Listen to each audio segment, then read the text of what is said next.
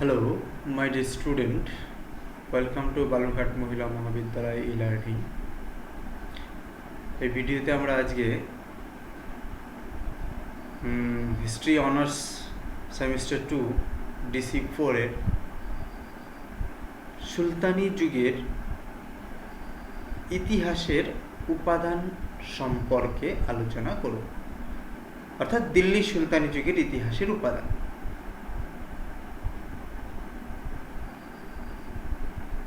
এ বিষয়ে সবার প্রথমেই যেটা বলতে হয় যে প্রাচীন ভারত ইতিহাসের উপাদান সম্পর্কে পড়তে গিয়ে বা জানতে গিয়ে আমরা যেটা দেখেছি যে প্রাচীন ভারতের ইতিহাসের উপাদানের তথ্যাদির অভাব বেশ অনুভূত হয়েছে ঐতিহাসিক মহলে।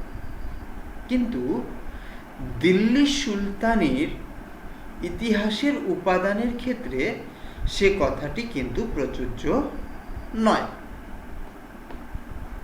এখন আমরা জেনে নিই দিল্লির সুলতানি বিষয়টি ঠিক কোন সময়কালকে আমরা নির্দেশ করছি। দেখা যাবে 1206 খ্রিস্টাব্দে মোহাম্মদ ঘুরির অনুচর তথা কৃতদাস কুতুবউদ্দিন আইবকের দিল্লিতে স্বাধীন সুলতানি শাসনের প্রবর্তন থেকে শুরু করে 1526 খ্রিস্টাব্দে জহিরুদ্দিন মোহাম্মদ বাবরের মোগল শাসনের প্রতিষ্ঠার এই মধ্যবর্তীকালীন সময়ে মধ্যে মাত্র একজন নরপতি সৈয়দ বংশীয় শাসক খিজির খাঁ ব্যতীত দিল্লির সুলতানি সিংহাসনে যতজন শাসক বসেছেন প্রত্যেকেই সুলতান উপাধি গ্রহণ করেছেন। তাই এই সময়কালকে ভারত ইতিহাসে সুলতানি যুগ বলে চিহ্নিত করা হয়। আর এটি হচ্ছে আমাদের সেমিস্টার 2 এর DC 4 এর মূল আলোচ্য সময়। এখানে মনে রাখতে হবে শুধুমাত্র পলিটিক্যাল হিস্ট্রি আমাদের এই পেপারটাতে আলোচিত হবে। যাই হোক, আমরা এই সময়ের ইতিহাস রচনার জন্য যেটা আমরা দেখলাম তথ্যাদি, যে প্রাচীন ভারতের মতো তথ্যাদির অতটা অভাব নেই। তার কারণ দিল্লির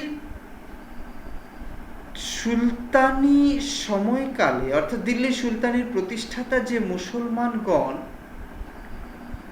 তারা আরবীয় ইতিহাস রচনার ঐতিহ্যকে ভারতে বহন করে নিয়ে এসেছিলেন এবং দিল্লির সুলতানদের পৃষ্ঠপোষকতায় অজস্র ধারায় মুসলমান ঐতিহাসিকগণ ইতিহাস রচনা করেছেন। স্বাভাবিকভাবেই প্রাচীন যুগের ন্যায় দিল্লি সুলতানির ইতিহাস রচনায় শিলালিপি, কিংবদন্তি, মুদ্রা, সাহিত্য ইত্যাদির ওপর খুব বেশি নির্ভর করতে হয় না। কারণ মুসলমান ঐতিহাসিকগণ মোটামুটি সুলতানি যুগের সমগ্র সময়কাল ধরেই একটা ইতিহাস রচনার যে ঐতিহ্য আরব থেকে তারা বহন করে এনেছিল, সেই ঐতিহ্যকে টিকিয়ে রেখে ইতিহাস রচনার কাজ করে গেছে। হ্যাঁ, তাদের ইতিহাসের যে টেকনিক, হিস্ট্রিওগ্রাফি, সেটা হয়তো সবসময় বৈজ্ঞানিক ছিল না। তারা অনেক সময় ধর্মীয় কারণে, কখনো বা প্রশাসনিক কারণে, কখনো বা ব্যক্তিগত কারণে ইতিহাসের মূল নীতি থেকে হয়তো সরে এসেছেন। কিন্তু দেখা যাবে তবু সমকালীন ইতিহাস রচনার জন্য তাদের রচনাবলী অত্যন্ত গুরুত্বপূর্ণ হিসেবে কাজ করেছে। যাই হোক, ঐতিহাসিক উপাদানের এই যে প্রাচুর্য, এই প্রচুর ঐতিহাসিক উপাদান সমূহকে সুলতানি যুগের ক্ষেত্রে মোটের উপর 5টি ভাগে ভাগ করে আলোচনা করা হয়ে থাকে। এক নাম্বার হচ্ছে সরকারি দলিলপত্র। 2 নাম্বার সমসাময়িক ঐতিহাসিকদের রচনা, যে ঐতিহ্য সুলতানি শাসকরা আরবীয় ইতিহাস রচনা ঐতিহ্যকে ভারতবর্ষে নিয়ে এসেছিলেন, সেই ঐতিহ্যের পথ ধরে বেশ কিছু ইতিহাস রচিত হয়েছিল। এছাড়া আঞ্চলিক ভাষা ও সাহিত্য, পাশাপাশি রয়েছে বিদেশি পর্যটকদের বিবরণী, এবং পঞ্চম ছিল প্রত্নতাত্ত্বিক উপাদান। এই 5টি ভাগকে আমরা একে একে আলোচনা করব। প্রথমে দেখি সরকারি দলিলপত্রাদি। সরকারি দলিলপত্রকে একটা নির্দিষ্ট পর্যায়ের ইতিহাস রচনার ক্ষেত্রে গুরুত্বপূর্ণ হিসেবে বিবেচনা করা হয়ে থাকে। সুলতানি যুগেই প্রথম এই দলিলপত্র সুরক্ষার ব্যবস্থা করা হয়, কিন্তু দুর্ভাগ্য যে তা সত্ত্বেও বহু দলিলপত্রাদি ধ্বংস হয়ে গেছে। মোগল যুগেও এই দলিলপত্র সংরক্ষণের বন্দোবস্ত ছিল। যাই হোক, যতটুকু দলিলপত্র রক্ষা পেয়েছে দিল্লি সুলতানের ইতিহাস রচনার ক্ষেত্রে, সেগুলি কিন্তু অমূল্য উপাদান হিসেবে ব্যবহৃত হয়। তারপর আমরা আসবো যেটি সবচেয়ে গুরুত্বপূর্ণ, যে সমসাময়িক ঐতিহাসিকদের রচনা বা ঐতিহাসিক রচনা। দিল্লি সুলতানি যুগের ইতিহাস রচনার ক্ষেত্রে দেখা যাবে সমসাময়িক ঐতিহাসিকদের রচনাগুলি কিন্তু আকর হিসেবে কাজ করে। এই রচনাগুলি যদি সময়ানুক্রম অনুসারে আমরা আলোচনা করি, তাহলে সবার প্রথমেই যে গ্রন্থটির নাম উল্লেখ করতে হয় তার নাম হচ্ছে চাচনামা। আরবদের সিন্ধু বিজয়ের জন্য এই গ্রন্থটির সবচেয়ে গুরুত্বপূর্ণ বলে বিবেচিত হয়।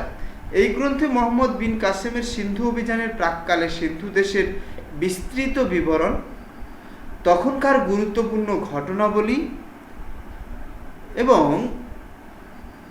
দেখা যাবে নাসিরউদ্দিন কুবাচার রাজত্বকালে এর ফার্সি ভাষায় যে অনুবাদ সেটা করেছিলেন আবু বকর কুফি নামে একজন ব্যক্তি। যাই হোক, সিন্ধু দেশে আরব অভিযানের গুরুত্বপূর্ণ আকর গ্রন্থ হচ্ছে চাচনামা। এরপর মীর মোহাম্মদ মাসুমের লেখা তারিখ ই সিন্ধ গ্রন্থটিতেও সমসাময়িক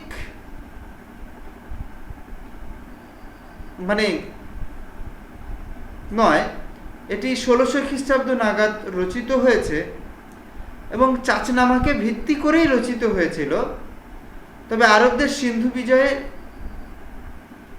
থেকে শুরু করে সম্রাট আকবরের মোগল যুগ পর্যন্ত, সমগ্র সুলতানি যুগের ইতিহাস এখানে আলোচিত হয়েছে।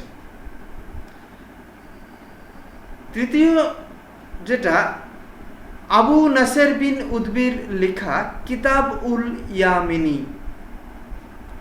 দিল্লি সুলতানি যুগের প্রাথমিক পর্বের জন্য এটি একটি মূল্যবান আকর গ্রন্থ। গ্রন্থটিকে ইতিহাস না বলে সাহিত্য বললেই বোধহয় বেশি ভালো হয়, কারণ সাল তারিখের বেশ কিছু ভুল ভ্রান্তি এতে আছে। তবে গজনির সুলতান সবুকতিগিন ও সুলতান মামুদের রাজত্বকাল থেকে শুরু করে 1020 খ্রিস্টাব্দ পর্যন্ত এক ধারাবাহিক ইতিহাস এই গ্রন্থে পাওয়া যায়। অর্থাৎ মামুদের প্রথম জীবনের ইতিহাসের গুরুত্বপূর্ণ উপাদানই হচ্ছে কিতাব উল ইয়ামিনী। এরপর মামুদের জীবন ইতিহাসের ওপর আরও একটি গুরুত্বপূর্ণ গ্রন্থ আবুল ফজল বৈহাকির লেখা তারিখ ই মামুদি, আবুল ফজল বৈহাকির লিখা তারিখ ই মামুদি। এরপর আমরা দেখব আরো একটি বিখ্যাত সুলতান মাহমুদের সমকালীন এবং তার রাজসভার মধ্যমণি অলবিরনির লিখা তারিখ ই হিন্দ। গ্রন্থটি সমকালীন ভারতবর্ষের নিরপেক্ষ এক ঐতিহাসিক দলিল। এই গ্রন্থে ভারতীয় দর্শন, জ্যোতির্বিদ্যা, গণিতশাস্ত্র, ধর্ম, রসায়নবিদ্যা, ভূগোল, প্রাকৃতিক পরিবেশ প্রভৃতির এক অত্যন্ত মনোজ্ঞ বিবরণ লিপিবদ্ধ হয়েছে। ভারতবর্ষের কোনো ইতিহাস নেই এই তথ্য যে বিদেশির চোখে প্রথম ধরা পড়ে তিনি হচ্ছেন অলবিরনি। সমসাময়িক হিন্দু ধর্ম এবং সমাজকে তিনি বিচার করেছেন এক ঐতিহাসিক নিরপেক্ষ দৃষ্টিভঙ্গি নিয়ে। এই গ্রন্থে সুলতান মাহমুদের ভারত অভিযানের ডিটেইল আলোচনা কিন্তু রয়েছে। এরপরে হাসান নিজাম রচিত তাজুল মাসির দিল্লি সুলতানি যুগের ইতিহাসের একটি গুরুত্বপূর্ণ উপাদান। তাজউল মাসির এই গ্রন্থে 1192 থেকে 1228 খ্রিস্টাব্দ পর্যন্ত দিল্লি সুলতানি যুগের প্রাথমিক পর্বের প্রধান সামরিক ঘটনাবলীর নিখুঁত বিবরণ লেখা আছে। এই গ্রন্থে দিল্লি সুলতানি যুগের ইতিহাসের প্রথম শ্রেণীর উপাদান হিসেবে বিবেচিত হয়। তাছাড়া এই লেখাটি যে তাজুল মাসির নিজাম যে লিখেছেন, হাসান নিজাম, তিনি ওই ঘটনার বর্ণনা যে সময়ের তার সমকালীন ব্যক্তি ছিলেন। এরপর সুলতানি যুগের সমসাময়িক লেখকদের মধ্যে আমির খসরুকে অত্যন্ত গুরুত্ব দেওয়া হয়। তার আসল নাম আবুল হাসান আমিন উদ্দিন খুসরা। প্রকৃতপক্ষে তিনি ছিলেন একজন কবি। তিনি জালালউদ্দিন খলজি এবং মোহাম্মদ বিন তুগলকের সমসাময়িক ছিলেন। বহু সাহিত্য কাব্য তিনি রচনা করেছেন। তার মধ্যে গুরুত্বপূর্ণ ঐতিহাসিক সৃষ্টি যেটাকে ধরা হয় খাজাইন উল ফুতুহ গ্রন্থটি। এটি ফার্সি ভাষায় লেখা অত্যন্ত উচ্চ মানের একটি গ্রন্থ। ইংরেজিতে অনুবাদ করেছেন অধ্যাপক এম হাবিব। তিনি আলাউদ্দিনের যেহেতু সভা ঐতিহাসিক ছিলেন, স্বভাবতই আলাউদ্দিনের প্রতি তার একটা বিশেষ ঝোঁক ছিল। আলাউদ্দিনের বহু দোষ ত্রুটিকে তিনি এড়িয়ে গেছেন, তবে তিনি বহু ঘটনার যেহেতু প্রত্যক্ষদর্শী ছিলেন এবং আলাউদ্দিনের রাজত্বের প্রথম 16 বছরের শাসনকাল মালিক কাফুরের দাক্ষিণাত্য অভিযানের একটা বিশদ বিবরণ তিনি লিপিবদ্ধ করেছেন। তার আরো কতগুলি ঐতিহাসিক কাব্য রয়েছে, যেগুলি কাব্য হলেও ঐতিহাসিক মূল্য কিন্তু যথেষ্ট। এগুলির মধ্যে নাম করতে হয় কিরান উস সাদিন, মুফতা উল ফত, আশিক, তুঘলকনামা ইত্যাদি। তবে এই গ্রন্থগুলির সাল তারিখকে সঠিক বলেই ধরে নেওয়া হয়, কারণ তিনি তার নিজের সমসাময়িক ঘটনার বিবরণ দিয়েছেন।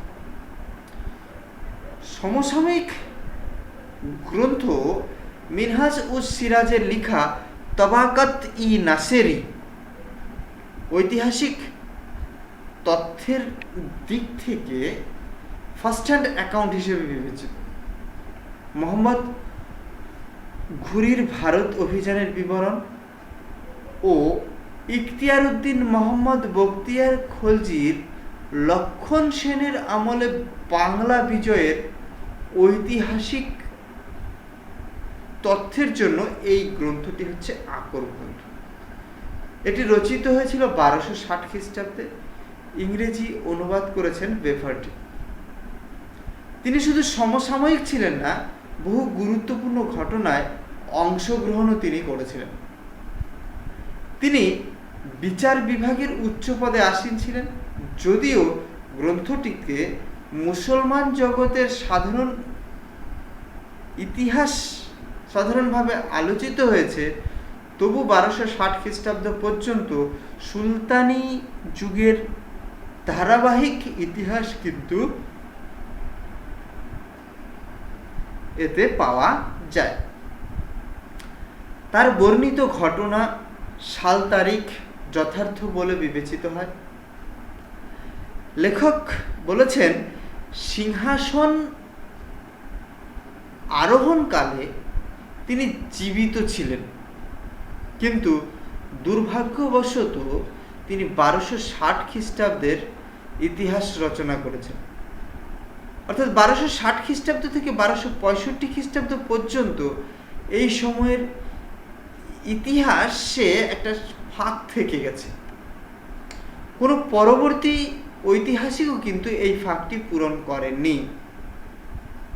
অবশ্য আজকাল অনেক ঐতিহাসিক মিনহাজকে পক্ষপাতিত্বের দোষে কিন্তু অভিযুক্ত করেছেন।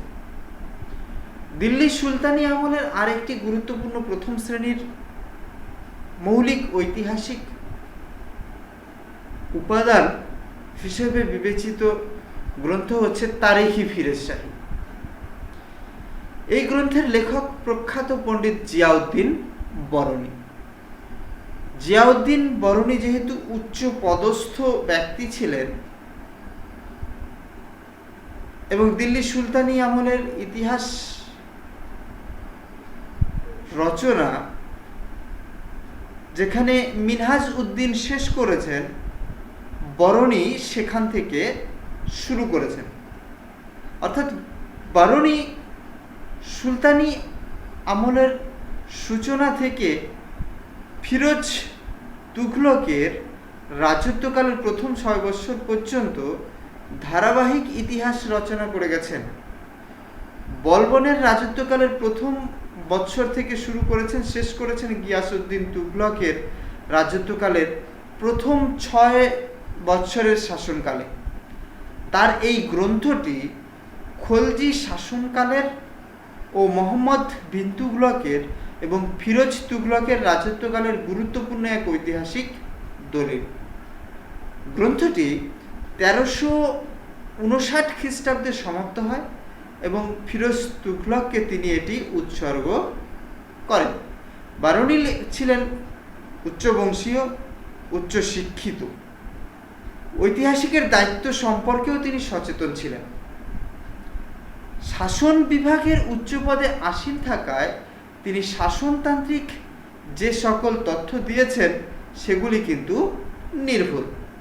এই গ্রন্থে লেখক রাজস্ব ব্যবস্থার বিবরণ যথাযথ দিয়েছেন এবং তিনি স্বয়ং শাসন ব্যবস্থা সম্পর্কে বহু মন্তব্য করেছেন, যেগুলো কিন্তু ইতিহাস রচনায় অত্যন্ত গুরুত্বপূর্ণ। তবে এই গ্রন্থের বেশ কিছু ত্রুটি ধরা পড়েছে। কখনো কখনো ঘটনার বিস্তৃতি ঘটেছে এবং সময়ানুক্রমিক ব্যবস্থাকে তিনি এড়িয়ে গেছেন।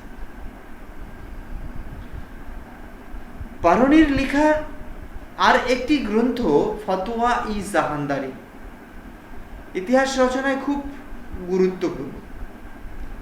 মানে বরনী দুটো গ্রন্থ রচনা করেছেন।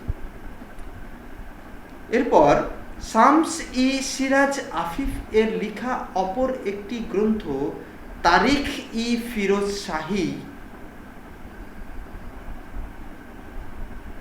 ফিরোজ তুঘলকের রাজত্বকালের গুরুত্বপূর্ণ এক প্রামাণ্য ঐতিহাসিক দলিল।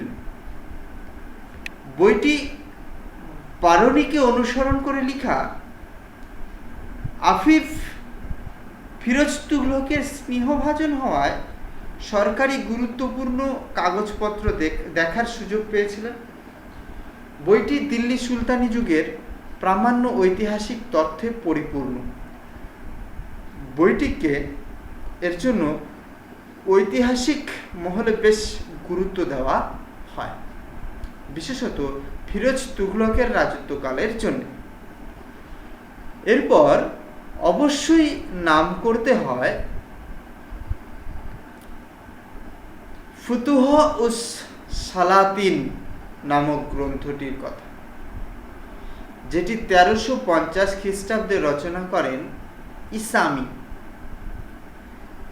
একাদশ শতাব্দীর প্রারম্ভ থেকে চতুর্দশ শতাব্দীর মধ্যভাগ পর্যন্ত ভারতের একটি বৃহৎ সুন্দর ইতিহাস কাব্য হল ফুতুহ উস সালাতিন।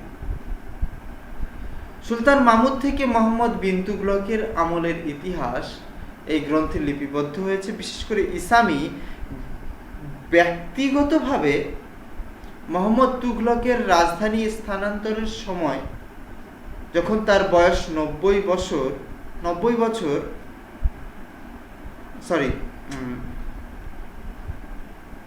ইসামি রাজধানী স্থানান্তরের সময় তার 90 বছর বয়স্ক পিতামহকে দিল্লি থেকে দৌলতাবাদে নিয়ে যেতে বাধ্য হয়েছিলেন।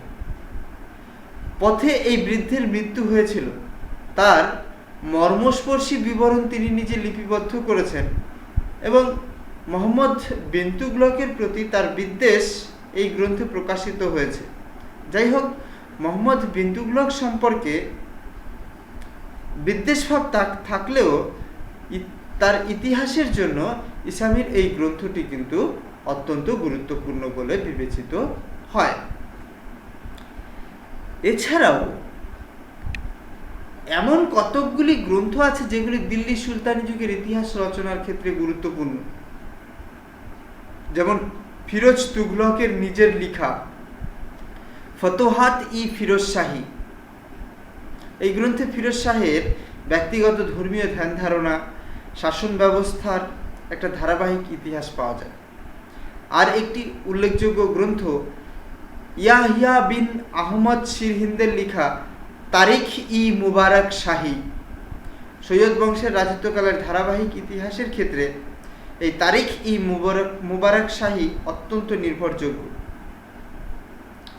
তবে লোদি বংশের ধারাবাহিক ইতিহাস রচনা করা খুব কষ্টকর, কারণ এই যুগে তেমন কোনো বিখ্যাত ঐতিহাসিকের নাম পাওয়া যায় না।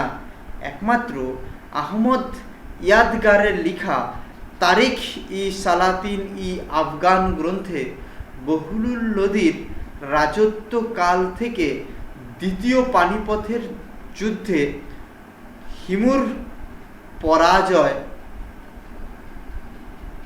পর্যন্ত ঘটনার বিবরণ পাওয়া যায়।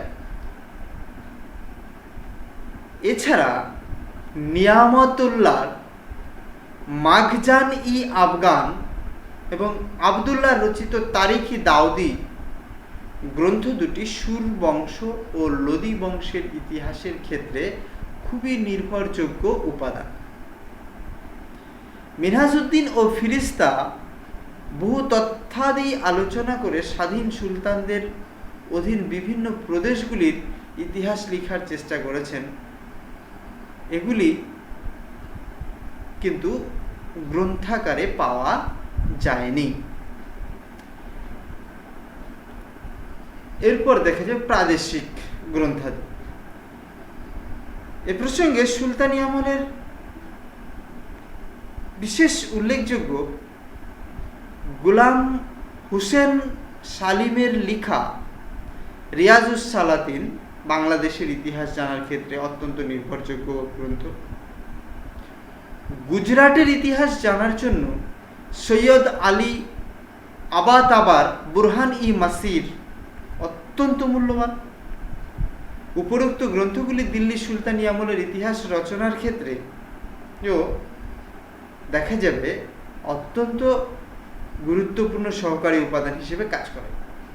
এক কথায় আমাদের স্বীকার করতেই হয়, কিছু ত্রুটি বিচ্যুতি থাকলেও মুসলমান ঐতিহাসিকগণ ইতিহাস রচনার ক্ষেত্রে যে ধারাবাহিকতা ঐতিহ্যকে বহন করেছিলেন তা ভারত ইতিহাসের ক্ষেত্রে, ভারতীয় হিস্টোগ্রাফির ক্ষেত্রে এক অগ্রদূতের ভূমিকা পালন করেছিল।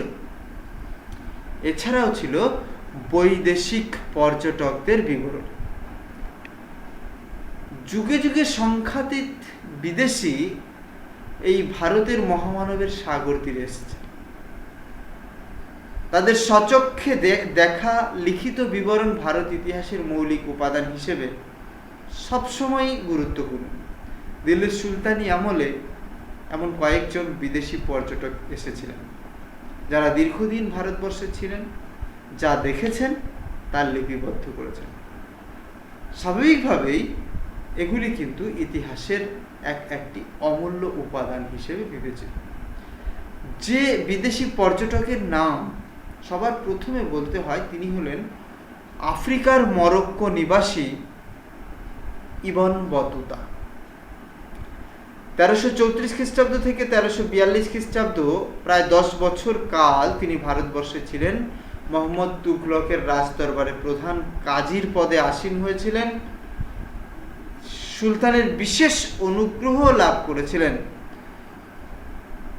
ভারতবর্ষ থেকে ফিরে গিয়ে সুদূর মরক্কোয় বসে তিনি ভারত ভ্রমণ বা রেহেলা গ্রন্থটি লেখেন, যেটি সুলতানি আমলের সামাজিক, রাজনৈতিক, অর্থনৈতিক, সামরিক ইত্যাদি সকল বিষয়েই আলোকপাত করে।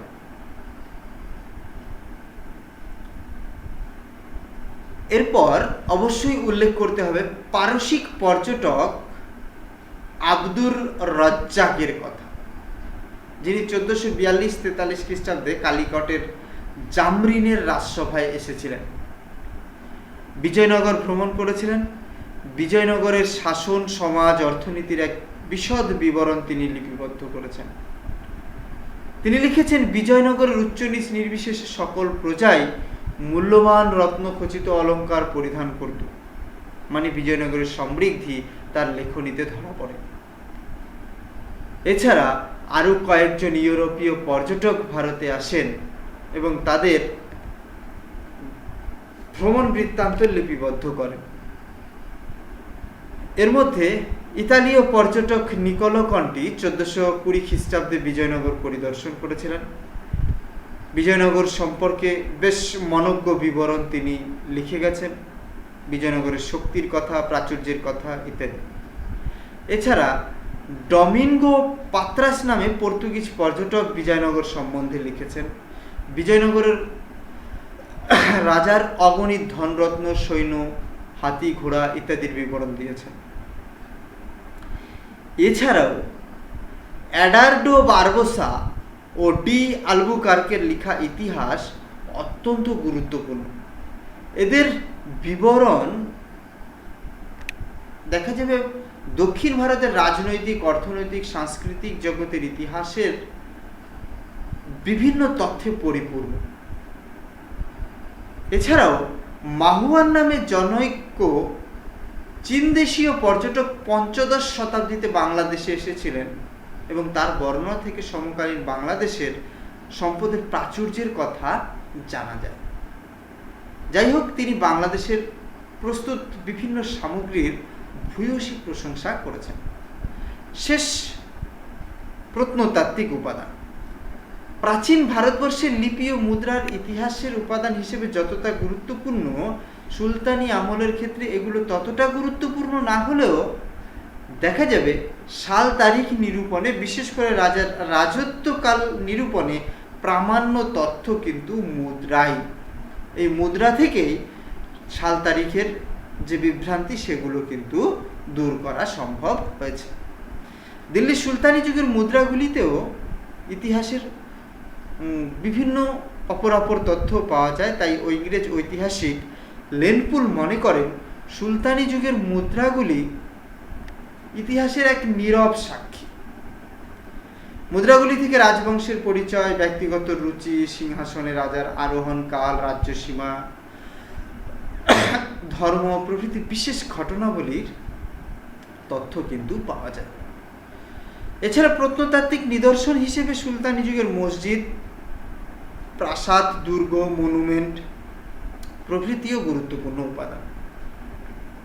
আমাদের সৌভাগ্য, দিল্লির সুলতানি যুগের সৌধগুলি কালের অপ্রতিদ্বন্দ্বী নীরব সাক্ষী হিসেবে আজও দাঁড়িয়ে আছে, যেগুলি থেকে আমরা সমকালীন ভারতবর্ষের স্থাপত্য শিল্পকলার পরিচয় পাই। সুলতানি আমলে স্থাপত্য শিল্পে হিন্দু মুসলমান সংস্কৃতির যে সমন্বয়ের ধারা লক্ষ্য করা যায়, তার পরিচয় কিন্তু এই সৌধগুলি থেকেই পাওয়া যায়। যদিও এগুলি আমাদের রাজনৈতিক ইতিহাসের ক্ষেত্রে সহায়ক নয়, তবু দিল্লি সুলতানি আমলে ইতিহাস রচনার ক্ষেত্রে লেনপুলের ভাষায় এগুলি surest foundation for an exact history of the Delhi sultanate বলে অভিহিত করেছেন। যাই হোক, এই পর্যন্তই। Thank you.